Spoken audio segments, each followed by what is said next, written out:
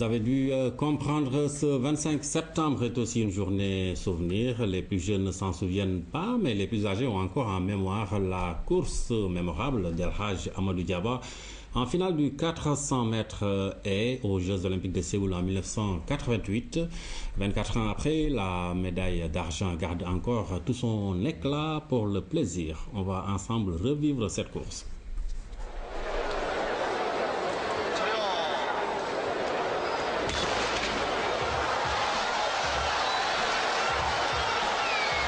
The first hurdle and Edwin wins it.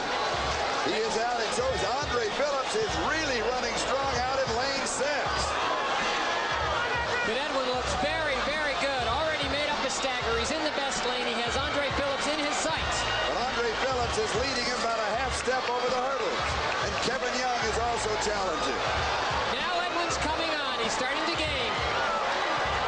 Edwin's in lane 3. Phillips is in lane 6. They're even.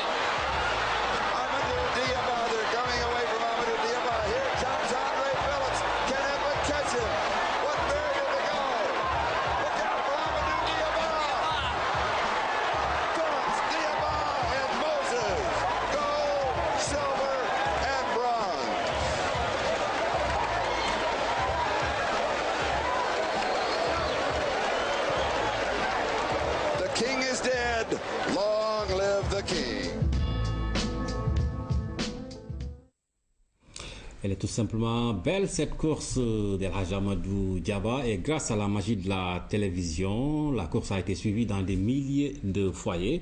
Une ambiance relayée le lendemain par l'ORTS, d'alors par la voix de Babacar Diagne.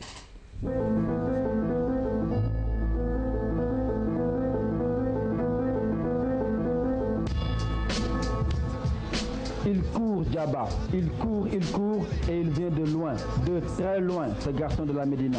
Il y a quelques jours, effectivement, il disait que son rêve, c'était de descendre dans le groupe des 47 secondes, chez les meilleurs du monde, là où trône Edwin Moses.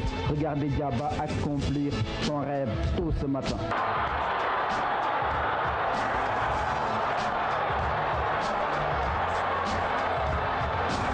Non seulement il descend dans les 47 secondes, mais il bat le dieu Moses. Et vous le voyez, il égale presque André Philippe. Diaba, presque le meilleur du monde.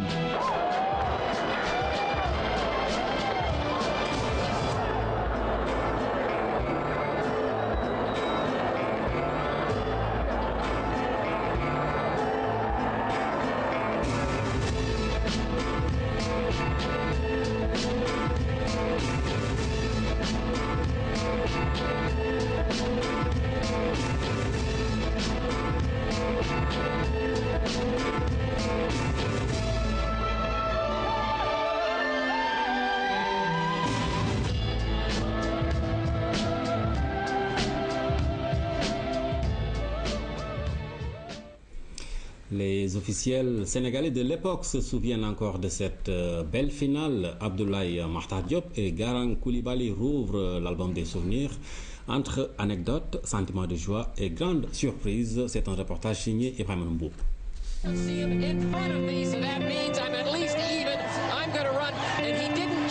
C'était en fin de matinée, un certain 25 septembre 1988.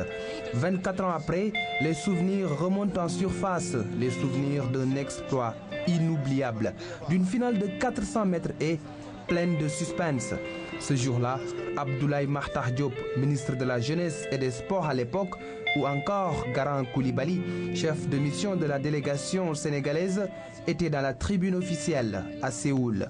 Il s'attendait à un bon résultat de Diaba, mais pas forcément à une médaille d'argent. Nous étions d'accord que Diaba pouvait avoir une médaille de bronze.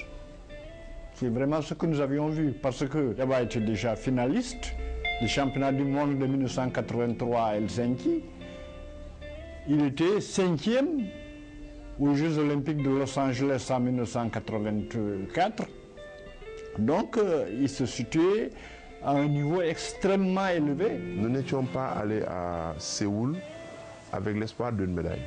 On pensait que déjà à l'époque, avec les Moses, qui étaient véritablement, disions-nous à l'époque, l'informaticien de la course, parce que si vous vous rappelez bien Moses, On disait que déjà, il utilisait les techniques de l'information pour décrypter ses courses. Était déjà, du point de vue technologique, la préparation était en avance sur tout le monde. À la surprise quasi générale, succède une joie incommensurable, un sentiment de fierté. El Hadji Amadou Diaba vient de faire un pas de géant dans la cour des grands. Il a décroché la toute première médaille olympique de l'histoire sportive du Sénégal. J'étais fou de joie.